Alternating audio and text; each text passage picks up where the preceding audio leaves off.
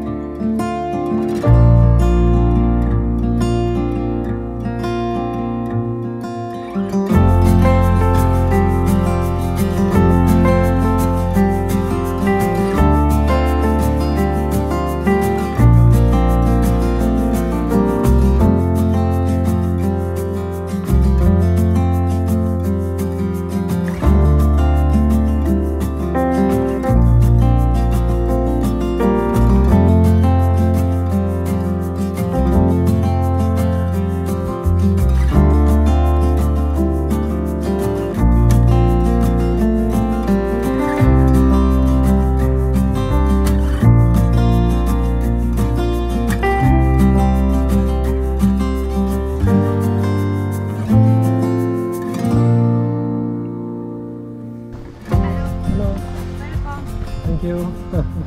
Sanda? Hassan. Franta? Francia. Sanda. Yes. Yes. I need to know if you have someone. Which house? Yes. Yes. Possible? Yes. One person? Yes. One One person. night? One night.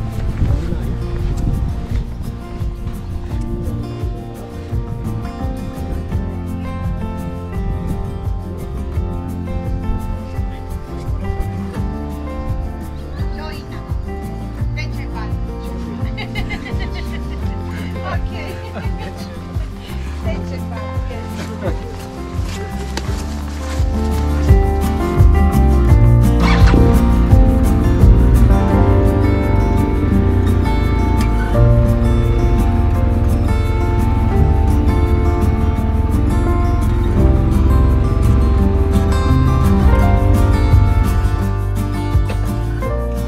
Voilà. Donc j'ai trouvé un joli petit camping. Je sais pas si je vous l'avais dit avant, en fait, je devais aller plus loin, mais finalement, avec la fatigue et tout, j'ai décidé de m'arrêter ici. Bon, j'avais pas beaucoup plus de kilomètres, mais on va dire, ouais, quand même 80 bornes. Voilà, 80 bornes sur une journée de 7 heures de roulage, ça fait pas mal. Donc, j'ai dit non, vas-y, arrête-toi là. En plus, il y a un site que je voulais absolument découvrir. Ça s'appelle le Decebal. Le Decebal, c'est en fait un visage taillé dans la roche. Et apparemment assez grand, donc je vais découvrir avec vous. Et elle est pas mal la sortie du camping, hein. Elle est pas mal. Et voilà, donc je voulais absolument visiter ce site, faire voler le drone éventuellement. Donc là, vous découvrez avec moi. On y va. Je sais pas si tout à l'heure j'ai pu l'expliquer. J'ai galéré 1h30 pour essayer de me trouver une carte SIM. Et finalement c'est super important parce que voilà, pour WhatsApp, le Wi-Fi on n'en a pas de partout dans la journée, donc en plus je pouvais pas aller dans les restaurants et tout ça. Donc là maintenant bah, j'ai du giga normalement, donc ça devrait aller. Allez, on va découvrir ce Decebal et son histoire. C'est parti.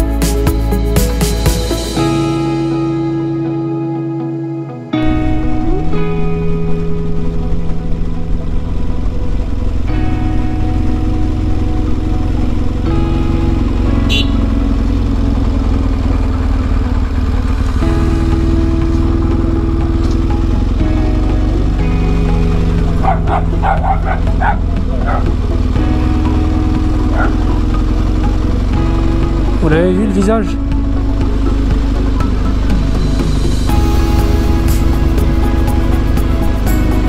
Ah ouais, excellent. On va faire demi-tour. Je sais pas si vous arrivez à le voir, le visage il est là derrière. Waouh. Ah ouais, c'est impressionnant. Ah ouais, il y a quelque chose. Oh, impressionnant. On va faire demi-tour.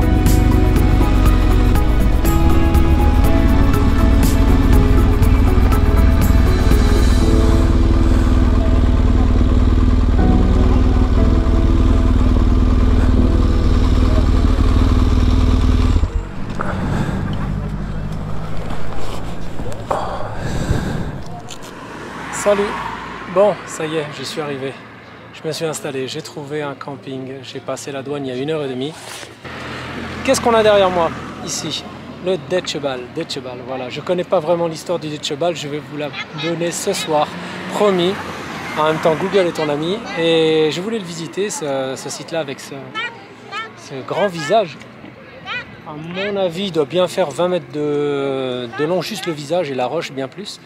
Et c'était quelque chose que j'avais vu sur internet et que j'avais repéré pour venir visiter. Et, je suis vraiment content, super. J'ai passé une superbe journée. Un gros roulage quand même parce que je suis parti de l'hôtel, il était 9h30, je suis arrivé ici, c'était 16h, ouais 16h15. Donc voilà, on est pas mal au niveau roulage. Et, mais bon, j'y suis, on est en Roumanie et on va se faire plaisir. A plus.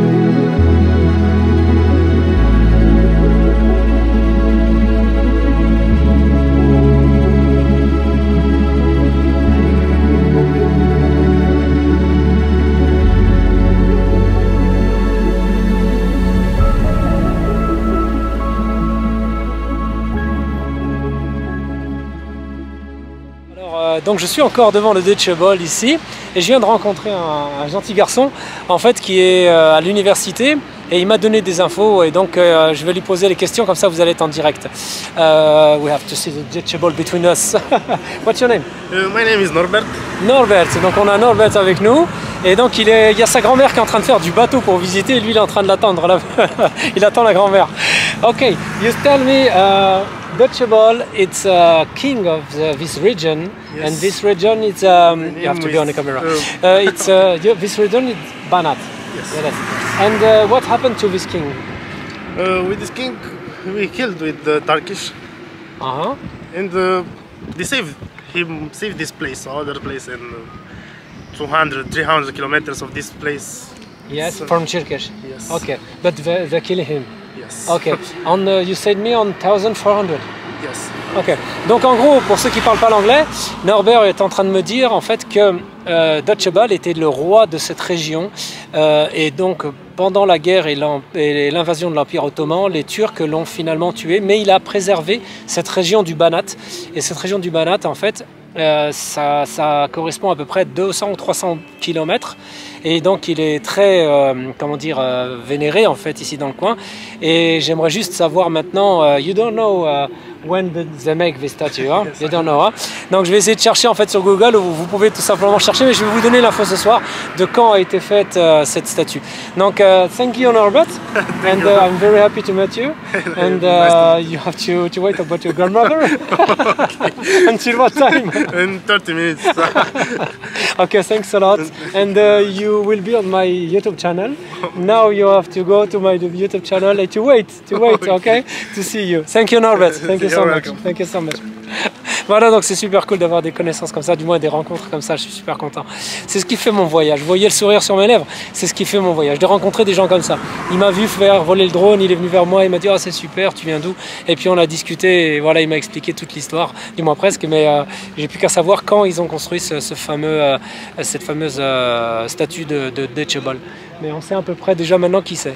Voilà, à plus, du camping. Salut. Salut. Bon, j'ai trouvé un bon petit camping. Il y a des Allemands, il y a des Roumains, il y a des Néerlandais. C'est super cool, c'est magnifique. Il y a des animaux là-bas au fond. Je vais aller voir après. On a... Je sais pas ce qu'il y a là-bas. Il y a plein de... Vous savez, des hamacs. Là, vous avez tout ce qui est sanitaire. Et regardez. Là, vous allez halluciner. Vous savez ce que c'est ça? C'est des petits cabanons en fait que vous louez pour 15 € la nuit avec petit-déj. Donc je peux pas monter ma tente à côté de ça. Vous comprendrez, regardez. Donc celle-là c'est la mienne. La moto elle est juste en face. Et j'ai mon petit salon extérieur. Regardez. La moto est là. Et mon petit cabanon est là. Et je me rappelle que ça ressemble totalement à un Eaters. L'Eaters, c'est ce que je louais en fait au Cap Nord. Voilà, c'est les petites cabanes en bois et en fait il y a tout ce qu'il faut dedans. Donc un lit, de quoi ranger ses affaires et des fois une plaque de gaz pour cuisiner. Mais regardez comme c'est mignon. La patronne est vraiment super. Regardez la déco.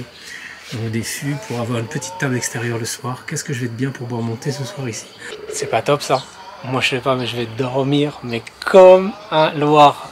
Ça se dit au moins oui, dormir comme un loir. C'est génial, j'adore, ah je kiffe. Donc voilà, ce soir c'est ici que ça se passe. Demain je vais devoir rattraper, parce qu'on rigole, mais je vais devoir rattraper des kilomètres étant donné que comme je vous ai dit, je devais faire un peu plus de kilomètres ce soir. Aujourd'hui, mais avec la perte de temps pour trouver une SIM card et puis pour passer du temps au niveau du site du Deutsche Ball, c'est super, c'est impressionnant ce Deutsche Ball, ce visage dans la montagne là, sur la roche. J'ai pris du temps pour faire voler le drone, donc vous allez avoir des images, mais juste magnifiques. Je pense que vous les avez eues d'ailleurs avant, je vais vous les mettre avant. Et bah voilà, je me régale et demain on va rattraper un peu les kilomètres. Demain j'ai de la piste, je dois avoir quelque chose comme 50 km de piste. Une très belle route en fait qui monte en direction de la... En fait c'est en parallèle de la Transalpina. Et c'est la première que je vais essayer de faire. Pourquoi je dis essayer de faire? Parce qu'apparemment ce serait fermé. Ça m'embête vraiment parce que je suis venu en Roumanie aussi pour ça. Mais je le savais. Donc comme je ne pouvais pas bouger mes vacances, eh bien j'ai dit c'est pas grave, j'y vais parce qu'on m'a dit qu'on pouvait la faire partiellement. Donc je vais voir. Si je peux faire au moins une partie de la Transfagarasan et de la Transalpina, que vous connaissez je pense tous les moteurs, ben je vais essayer de la faire et me faire plaisir tant bien que mal, jusqu'à ce que ce soit fermé, car apparemment cette année il y a vraiment eu beaucoup plus de neige que prévu, et donc ils ont de la neige et ça ne rouvrira pas apparemment avant début juin, j'ai entendu, donc voire mi-juin. Donc voilà, donc je vais faire en sorte, et puis de toute façon il y aura plein d'autres belles routes à faire en parallèle, je vais m'arranger. Donc demain c'est une journée à peu près à 350 km si je me trompe pas, à peu près en montagne, et voilà, il va y avoir du drone, je suis en train de charger les batteries, ça va être sympa, donc je vous réserve vraiment de belles images. Je vous dis à demain matin, pour ma part je vais me doucher, je vais aller manger, et j'ai du boulot sur l'ordi, et je vais profiter d'un bon petit thé à la menthe, là, dehors, sur la petite terrasse, ou ici, là, je sais pas. Je vais voir si c'est là ou là-bas. A plus, salut. Salut à tous. Bon, aujourd'hui, départ du camping Mala, à côté du site d'Otchebal que je vous ai mis en vidéo. Et je viens de partir donc de là-bas, j'ai fait mon plein à Orvaza, donc c'est à peine à 10 km de là où j'ai dormi. Et là, je m'engouffre dans les montagnes roumaines pour la première journée, en direction du camping de Obarzia, l'autre lui. C'est un camping que j'ai repéré, j'en ai pour à peu près 5h30 de route. Et je vais traverser une zone de piste qui monte par les montagnes et ça a l'air exceptionnel. J'ai eu des bons retours sur cette piste. Donc, mais bon, je vais faire quoi, 50 bornes de piste à peu près. Donc c'est pas énorme, mais ça risque d'être sympa. Donc je vais vous filmer tout ça. Faites gaffe en arrivant en Roumanie, donc ils ne prennent pas les euros. Et même dans les stations-service, ils vous servent pas. Hein. Donc il faut aller absolument changer. J'ai galéré un petit peu pour changer parce que la ville n'est pas très grande. Mais j'ai trouvé une banque avec des systèmes automatiques de change. À savoir... Alors, je me suis trompé de route.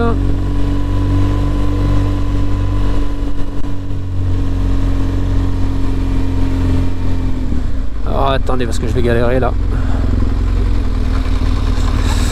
Direct, en direct le demi-tour de la folie.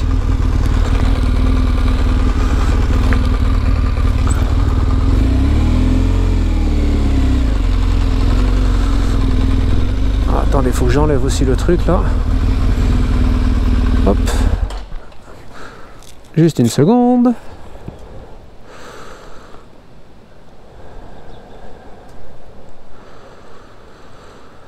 Ah.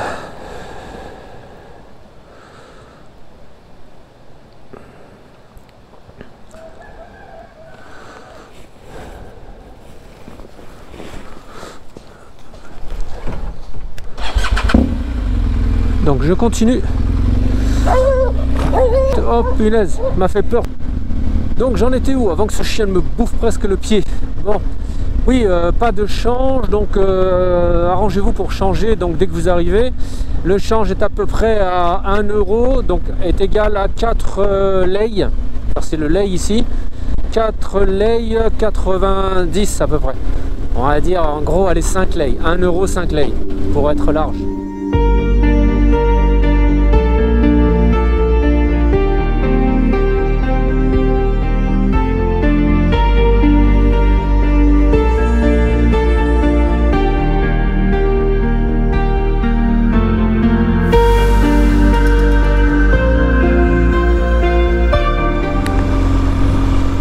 Salut. Bon, je viens d'attaquer la piste là. Bon, c'est pas pavé en fait, hein, mais c'est considéré comme une piste. Et tant mieux, ça va. J'ai pas envie de faire des trucs trop techniques, comme je vous ai dit. Vous le savez, je suis chargé. Donc on fait pas le kéké quand on est chargé comme ça et quand on est seul surtout. C'est une piste que j'ai repérée depuis un bon moment en fait, qui remonte sur depuis. Alors je sais pas si ça se dit comme ça. Ça s'écrit Cerna Sat et je crois que ça doit être Cerna Sat. Et c'est une piste qui remonte vers la vallée de l'autre lui, Autru-lui. Et donc vous avez vu, il y a beaucoup de nids de poules, mais c'est même plus des nids de poules, c'est des nids d'autruche à ce niveau-là. Et normalement j'en ai pour à peu près 40 bornes de piste et ça permet de passer par des jolis spots en fait en montagne. Donc on va y aller tranquillement, le ciel est nuageux, j'espère que ça va pas tomber au niveau pluie. Parce que je pense que la piste là, si elle se transforme avec de l'eau, ça doit pas être évident. Alors on espère que ça va tenir comme ça, j'en ai pas trop long. On va aller doucement. Oh punaise. Et puis voilà, ça risque d'être sympa. A plus tard. Ouais, il y a un truc dont je voulais vous parler. Je viens de me faire attaquer par un clébard, et c'est pas le premier en fait, mais là ils sont agressifs. Donc si vous êtes dans les montagnes roumaines, là où je suis, ou même dans les villes, hein, je sais pas pourquoi on dirait qu'ils sont formés à attaquer les motards. En tout cas ils aiment pas les motos, les chiens. Et c'est pas des teckels à 2,3 kg, c'est des trucs à 40 kg. Donc si jamais faites gaffe, parce que il y en a un, il a failli me faire tomber presque, en fait il m'a déséquilibré. Je lui ai mis un coup de format 44 sur le museau, je suis désolé, j'adore les bêtes, mais lui il fallait qu'il comprenne. Et il m'a lâché tout de suite parce qu'en fait il me suivait depuis un petit moment et ils sont vraiment agressifs. Alors voilà, donc faites attention aux clébards, c'est pas détendre, c'est vraiment pas détendre.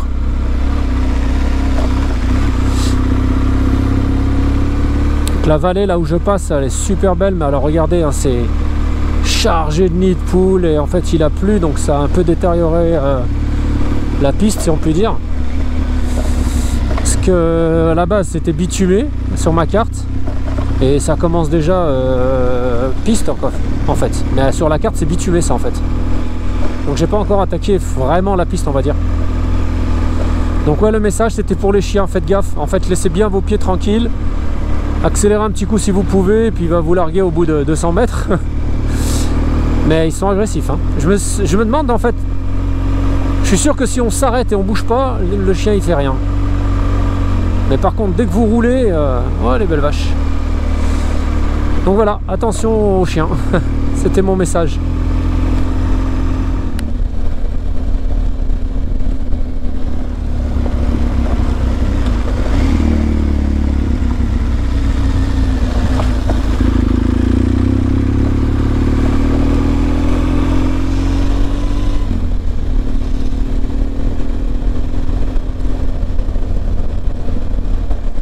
Là, on peut dire que je suis perdu dans la forêt roumaine. Hein.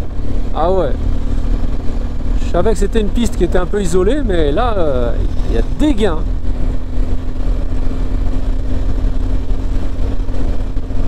Personne, pour ceux qui n'ont pas compris.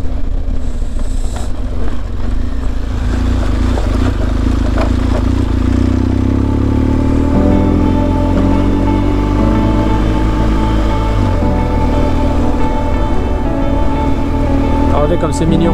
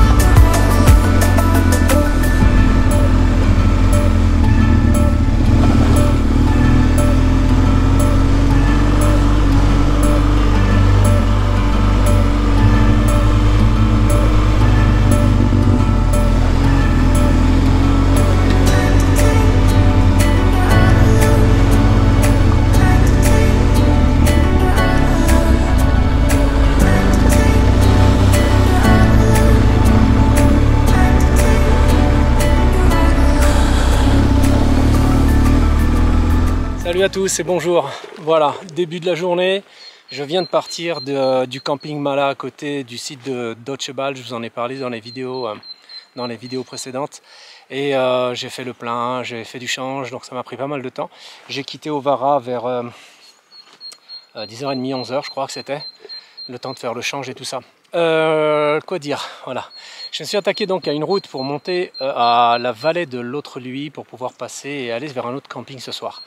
Et j'avais repéré une piste. Donc jusqu'à maintenant, c'était un peu ça, c'était une genre de bitume bien déglingué. En fait, même le bitume, en fait, vous êtes constamment en train d'éviter sur la route parce que vous évitez j'allais dire, pas les nids de poules, les nids d'autruches. Et donc jusque-là, ça allait, je savais que j'allais faire de la piste. Sauf qu'il a bien plu les derniers jours. Et en fait, je commençais à avancer, je trouvais de la boue. Je suis en TKC 70, si vous connaissez, je suis pas en TKC 80 crampes. Donc je finis la vidéo, mais cette fois-ci avec mon téléphone, parce que malheureusement mon appareil vlog en fait a plus de batterie. Je l'avais chargé ma foi. Donc ça allait jusque là, et donc je suis arrivé sur une piste en fait où c'était vraiment en pleine forêt, assez humide. Et là je vois la piste en fait avec un peu de boue sur les côtés, même pas mal, et j'arrive sur une rangée sur de grosses mares, mais vraiment sur je sais pas, des mares de 6-7 mètres avec allez, 50-60 cm d'eau. Je me suis laissé surprendre, je ne pouvais pas m'arrêter, j'ai pris la première, j'ai pris la deuxième, et je me suis arrêté sur un genre de petit plateau entre les mares. Et là, je me suis dit, Hassan, j'ai dit, tu avais promis à tes enfants de ne pas faire du n'importe quoi, tu es en solo, quitte à faire un détour de 2 heures, c'est pas grave, reprends du bitume ou de la piste un peu plus roulante, parce que là, j'attaquais et j'avais encore 1h15 de piste. C'est beaucoup 1h15 de piste sans savoir ce qu'il y avait derrière. Donc j'ai dit non. J'ai fait demi-tour, mais je ne vous raconte pas comment j'ai réussi à faire demi-tour. Mon but était de ne pas faire tomber la moto, parce que là, je sais qu'il aurait fallu que je vide tout et que je lève. Alors oui, voilà, il y en a qui vont revenir sur le fait que la GSA est lourde. Allez-y avec même une 125, vous allez voir la galère.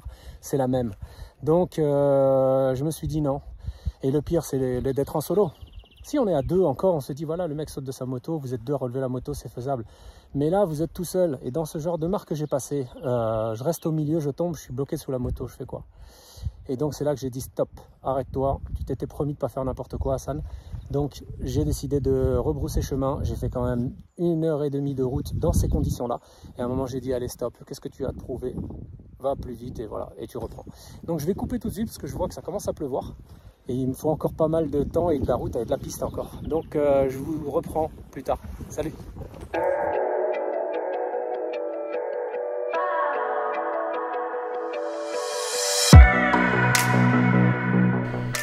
Bon, vous l'aurez compris. Rien ne sert de faire le fier et de tomber dans des grosses galères, ça m'est déjà arrivé. Donc faire demi-tour pour moi, ce n'est absolument pas grave. L'important et le maître mot, c'est la sécurité. Surtout quand on est en solo. C'est un conseil que je vous donne. Donc, détour de 2 heures, mais c'est pas grave. La route est superbe et je me fais plaisir. Et je pense que c'est le plus important au final. N'est-ce pas ? Bon, je suis enfin sur la fameuse Transalpina. J'imagine que vous en avez tous entendu parler. En Roumanie, la Transalpina est en parallèle de aussi la fameuse Transfagarasan. Avant de partir de France, j'avais déjà les infos comme quoi les 2 cols, en fait, les 2 routes étaient fermées. Mais on peut le faire partiellement. Donc je me suis dit, je ne vais pas arriver jusqu'ici et ne pas au moins rouler sur ces routes mythiques en Roumanie. Mais je ne pouvais pas faire autrement, je ne voulais pas venir en juillet ou en août. Et apparemment, cette année, ils ont eu beaucoup de chutes de neige en haut. Donc là, comme vous voyez, je suis sur la Transalpina, tout va bien. Si ça pouvait être comme ça jusqu'au bout, je la prends. Et en plus, j'ai un camping de l'autre côté. La Transfagarasan, pareil, fermée, mais je ne sais pas à quel endroit. En fait, là, je vais jusqu'au View Ranka, donc le point de vue Ranka. Et ce point de vue jusque-là, normalement, c'est ouvert. Mais si je veux aller par exemple jusqu'au col de Transalpina, le point le plus haut, il me le met fermé. Donc je vais voir où je m'arrête au point Ranka, où je m'arrête un peu plus loin. Et après je dois redescendre malheureusement. Mais bon voilà, je me suis dit je ne peux pas venir ici et ne pas poser mes roues sur ces 2 superbes routes. En plus il n'y a personne, je suis tout seul là-dedans. Donc voilà, la Transalpina.